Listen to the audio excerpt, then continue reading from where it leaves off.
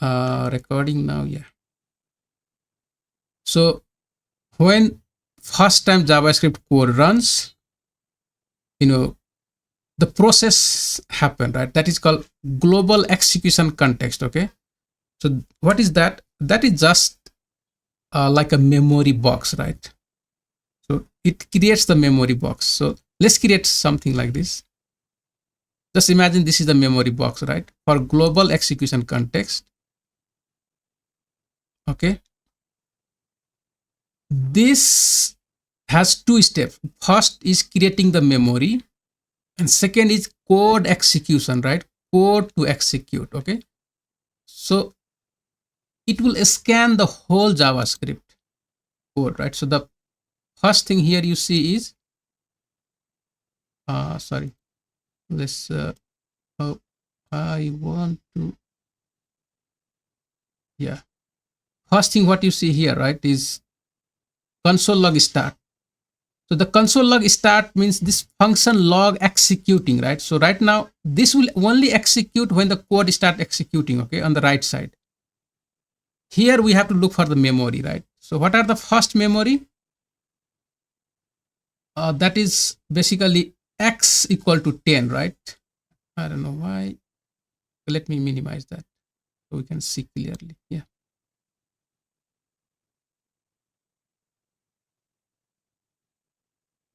Again, I don't know what happened, right? I don't get it all.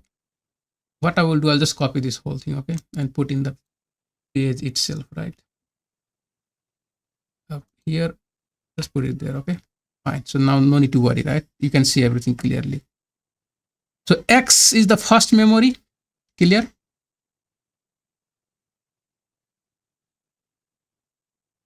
What is memory, right? Variables and function, they are the only memory, okay? So X memory created.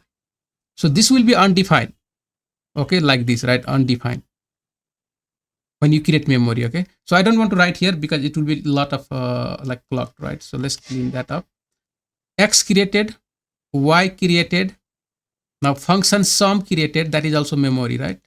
So that is the whole function definition.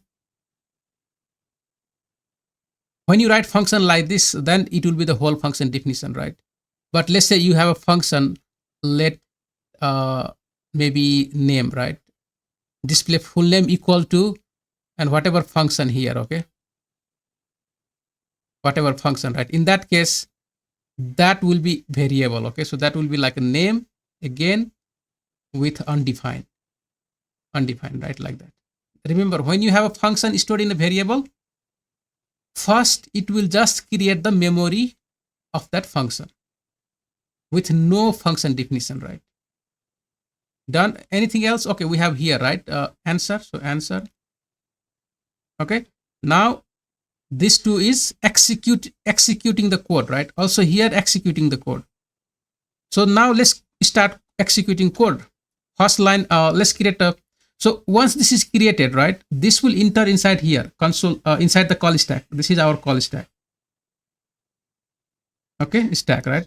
So the first global execution context will enter here inside the box, right? Fine.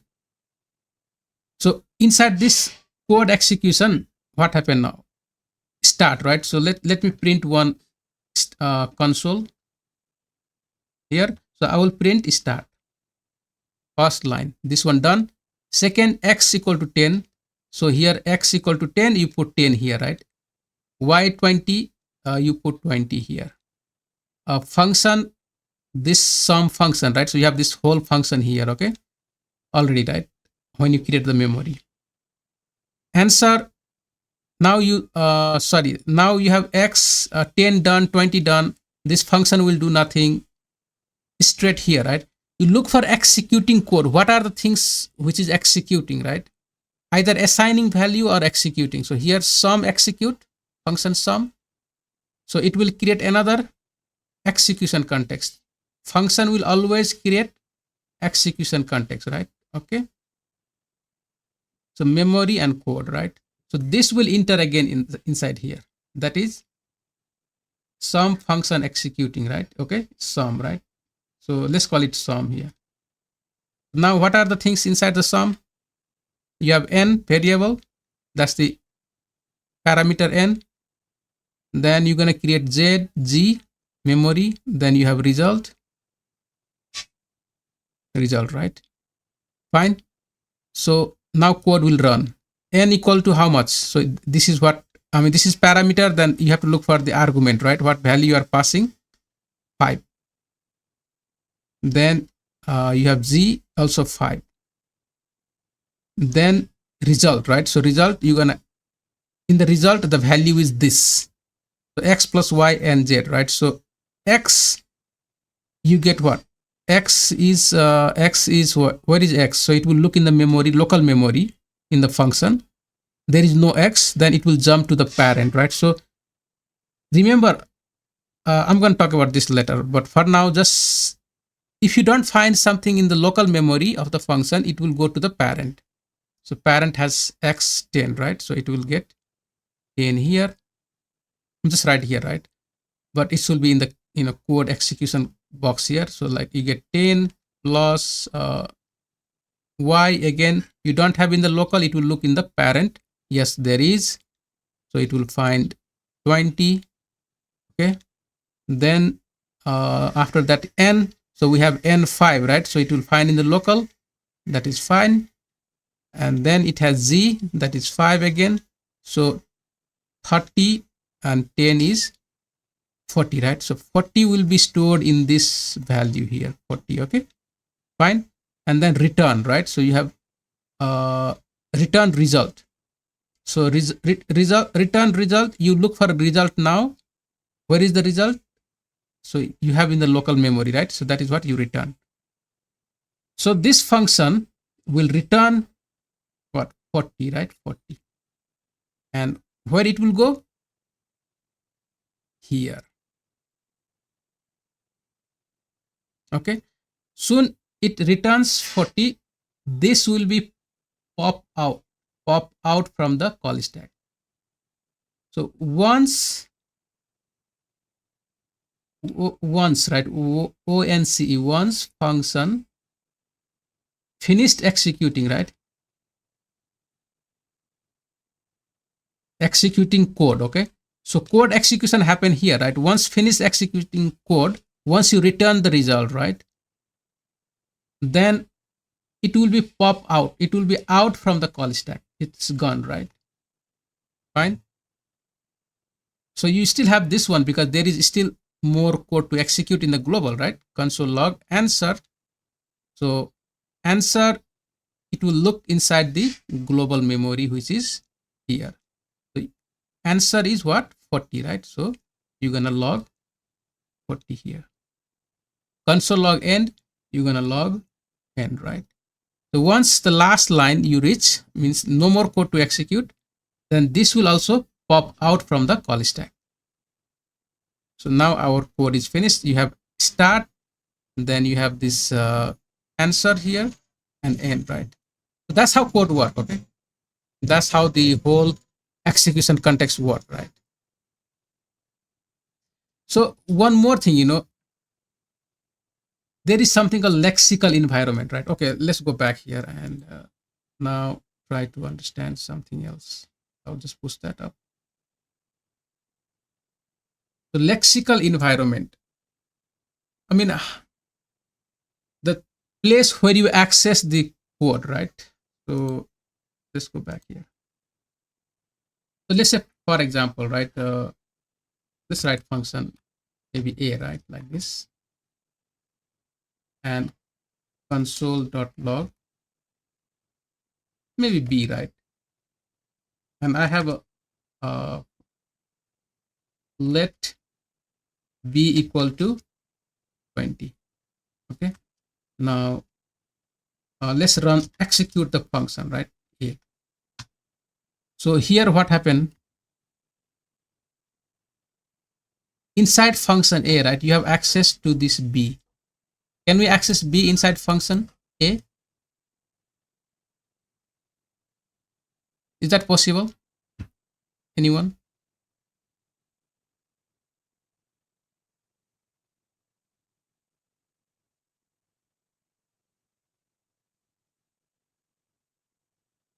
So can we access B right inside A? Here.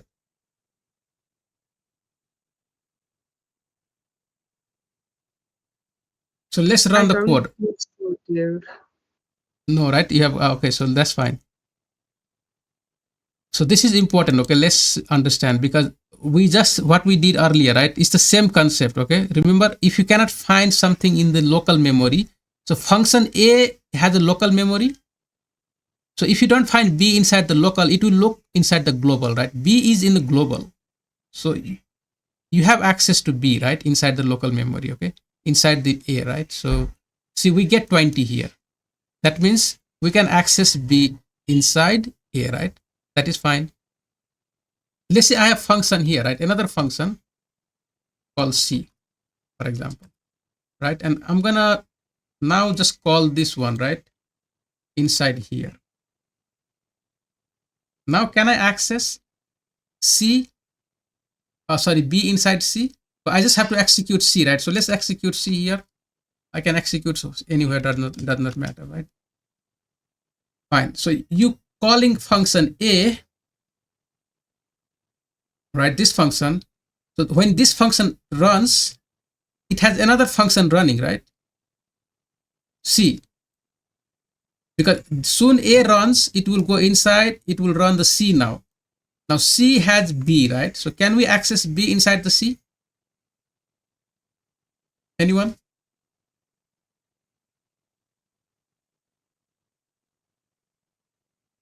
Do we have access to B right inside C?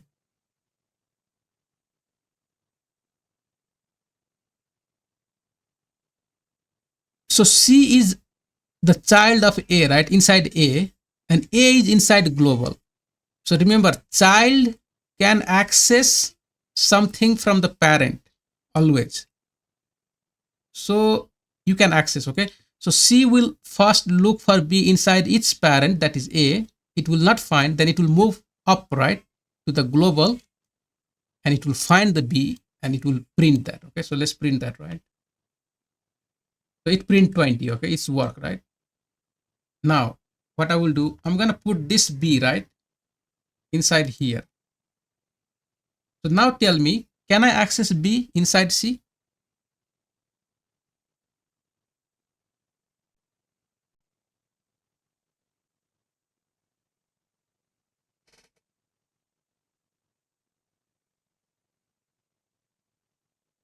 It's possible, guys? Possible, right? Yes, Because, yes. yeah, because remember, C is the child of A, and whatever variable in the A, right, can be accessed inside C, okay? Because C is child of A, right? Because C is executing inside A, right? Inside A, okay? So that means C has access to all the variables of the A. And C has also access to the grandparent, that is a global, right? Fine.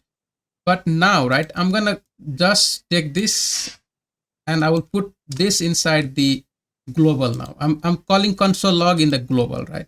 Can I access B now inside the global? No, dear. No, because child can only access from the parent, right? Parent cannot access something from the child. This one-way traffic, okay?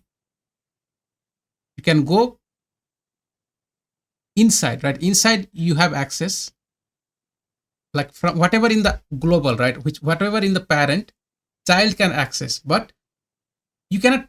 Let's say you have your parent. If you make money, right, your parent cannot get your money, okay, unless you give it, right? But here does not work like that. You know, you have access to all your parents' variables and functions, but parent cannot access from the child, from inside, right? So that will give error. Let's run this and see what happens. So there is a big error, right? Whatever reference, it maybe says B is not defined. Look at here, B is not defined. So there is also error we have to understand, not defined and sometimes undefined. You know, we get undefined, right? and sometimes you have not defined. So not defined means something is not there, means B outside, right? It did not find B in the global. So that's why it's called not defined, even though B is inside the function, right? But undefined is if there is no value, you will get undefined. For example, let's say if I put this inside here, right? And let's say I don't have value here, something, and run this code, what I will get? See, I get undefined, right? Because B has no value yet. So when there is no value in a variable, you will get undefined. Because memory, remember when memory creates, it just assigns the undefined to it, right?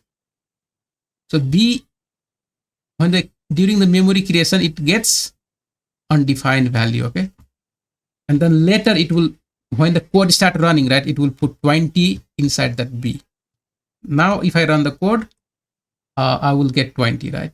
Because code is running, first line is this, right? But if I just put this one on the top of that, right, let's say, now what I will get? Let's run and see what happened, right? So I get error, right? So error is cannot access B before initialization, right? So in case of let, see, this function is trying to access B, right? And B has no value yet. Okay. Value must be assigned, right? Value must assign, okay?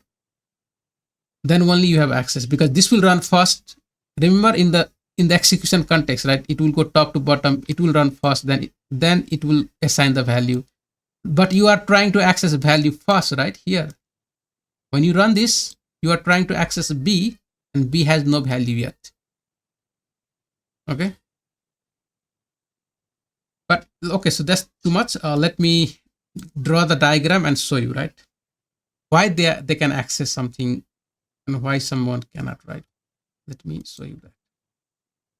So let's keep this example. So I'll just copy this, right, and go back to our drawing. So you understand this, and then it will be easy to basically, let me put this here.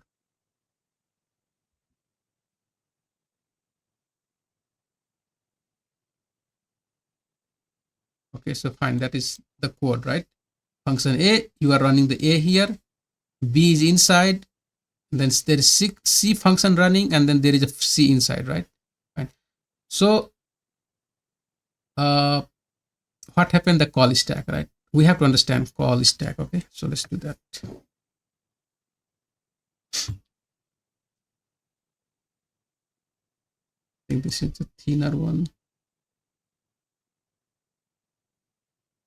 So this is our call stack, right? Here, this is our call. No, I just want to have a line.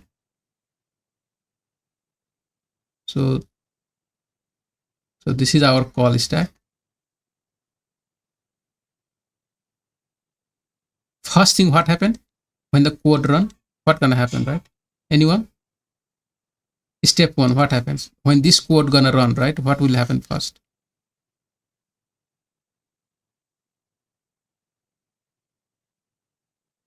Global execution context created, and it will be pushed in the call stack.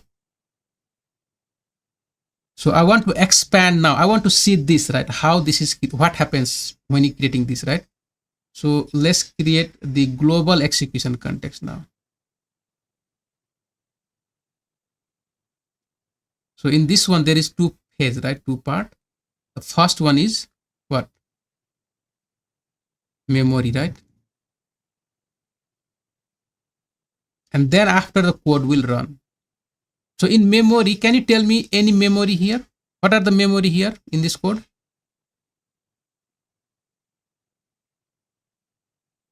What is the memory in this code? Always look for a variable and function, right? So in the Function global array. function, exactly, right? So that is the only memory you have, A, right? And that is a function. So that's why I put like this. So that means you have whole definition, right? Whatever in the curly bracket here, everything, okay, stored in this A, right? Fine. Now code will run. So what code is running here in this global? What code is running?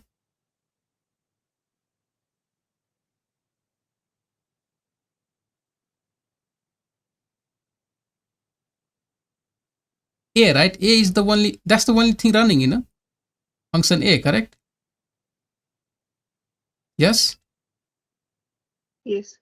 Yeah, so that's function running. So when the function runs, what happens now? Tell me. When function runs, what is the step? Function will always create its own execution context, because remember, function has a lot of variables, lot of code running inside, so it has to track all that, right?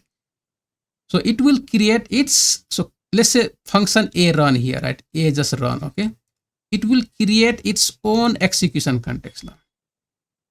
So when execution context created, right, that has to go inside the call stack to run, because remember, code can only run inside the call stack.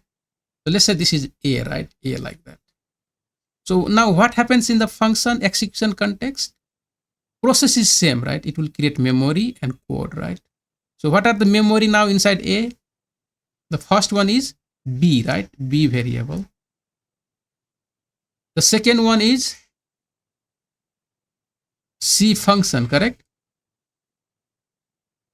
Function. Now in the B, right? Now code runs. So B, you can assign 20. So here code is start running. B equal to 20, you put in the memory, right? 20. Then after C function run, right? C function run. Okay, so when function runs again, what happened? Can you tell me? Anyone? When function runs, what will happen?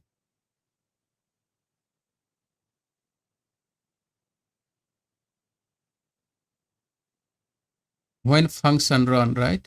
What happened? Always remember, execution context is created. Execution context is created for that function and then push to the call stack. So now because I have C function C running, it will create execution context again here, because C is running here, right? Like this. So it will create another execution context. So it's very small. I will just put here, right? Okay. Just imagine that. Execution. Oh, sorry, guys. Too much. Let me put it correctly. Yes. And then it has two parts always, memory and code, right? So inside the C, is there any memory? No, right? Just console log B. This is a C, okay? This is a C, right? This is a C. So it has to go inside here. Okay? Because remember, it's still inside the A, right? So there is no memory. So console log, console log B, right? B like that. So now this C function will look B inside here, right? There is no B, no, right? No B. It will go again back in the C, right? You find B here? Yes. Look at here. So remember, C will look inside its memory here, right? If it will not find here, it will go here. If again it not find here, it will go in the global, right? Like that.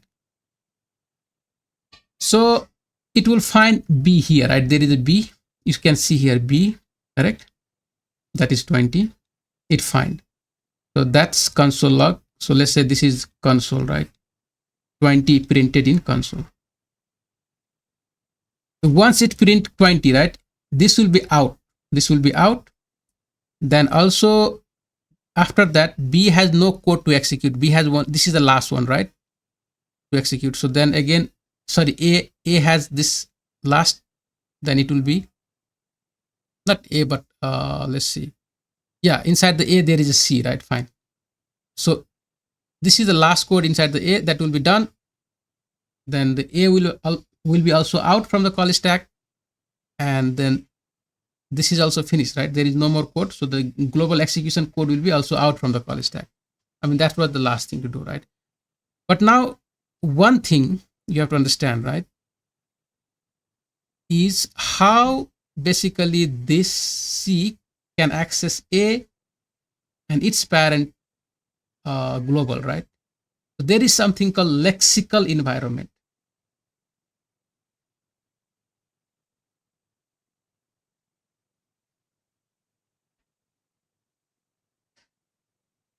Lexical environment, right? Lexical environment means where I'm sitting, right? So the C is sitting inside A, so C has access to everything in the A, right? A is sitting in the global, right? So A has access everything from the global. Okay. Let's say if let's let n right equal to 100. This is in the global. Okay. That means you have n here, n equal to some, you get 100, and you're trying to access n in the A somewhere, maybe here, after this function, right? Let's say console log n, right? So I mean, it should be somewhere inside here. Okay, inside here, inside that AF function. So that means let's here will be basically n, right? N in the global n, that is what here. Okay, 100. You have access. Okay, you have access to that n, right? But the thing is lexical environment and scope, right? Scope. Okay. So what is the lexical environment now, right? So the lexical environment is the local memory plus parent lexical environment.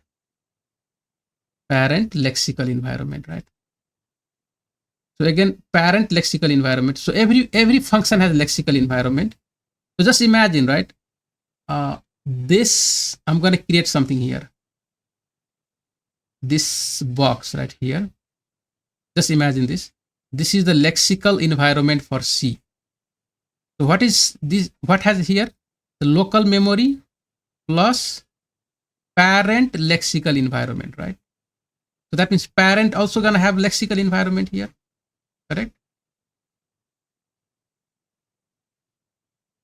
So what is here now? It's local memory plus its parent lexical environment, right? So that is global. Also has a lexical environment. So whatever is the local memory in the global, right? And plus its parent. So don't have parent now to the global, so that will be null, right? Null, okay? So now, because the C has access to its parent lexical environment and the local memory, that's why you can access, right, something from the parent, either function or variable. And again, you can this can access here, right? It's lexical. Remember, parent lexical. So C can access something from this parent A lexical environment or its parent lexical, right? So they form like a chain, okay? That is called scope chain. Child can access something to the parent, right? From the parent. What you can access, I'm just thinking what you can access, right? Either variable or function, that is all. So that's the reason, right? You have access to, variables, right, from the parent. Just simply remember, right? From the parent, you can access the variable and function. If there is any function, right, you can access from the parent, okay? Clear on that? So this can go more deep, right? You can have more function inside here. You can add more function inside the C. So, and C, that function can access outside also, right? So everyone clear on that now? How we can access things from the parent? Is that clear or no? Just remember, child, if something is inside the function, right, it can access from its upper function or upper or from the global, right? It can access. There is only two things, either variable and function, nothing big, right? So just remember the variable. Okay, if I'm inside, I can have access. And when you have let or const, right, the only way you can access let and const after, for example, let's say I saw you earlier, right? this let after this, because memory has to create this first, right? I mean, you have to assign value to b, then you run this function, right? After that means 20 is already here in the b, and then you have access to that. Always remember that part, okay? Like for let's say for here, let n equal to 100, right? And if I try to console log n here, n, right? So when code is executing means what? This will run first, then it line will go here. When you run this first, you don't have access to n, right? Basically, there is no value, in the n right now. In the case of let, right? You cannot do that. First, memory will assign the value.